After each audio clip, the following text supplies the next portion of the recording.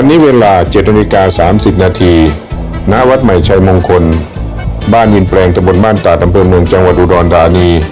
ได้มีพิธีทำบุญตักบาตรถวายภัตตาหารเช้าแด่พระคุณเจ้าและพิธีทอดผ้าป่าสามัคคีเพื่อสมทบทุนงบประมาณในการจัดซื้อที่ดินให้แก่ทางวัดโดยมี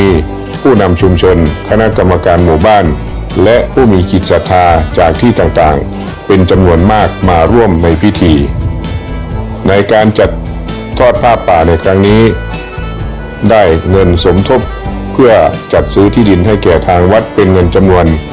152,666 บาทจึงขออนุโมทนาในกุศลเจตนาที่ทุกท่านได้ร่วมกันดำเนินการในครั้งนี้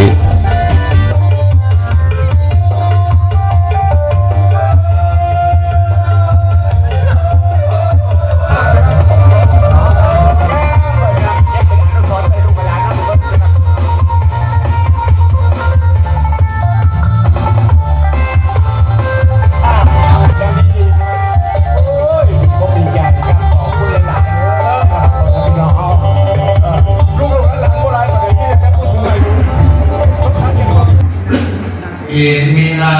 สการินาอันธรรมัง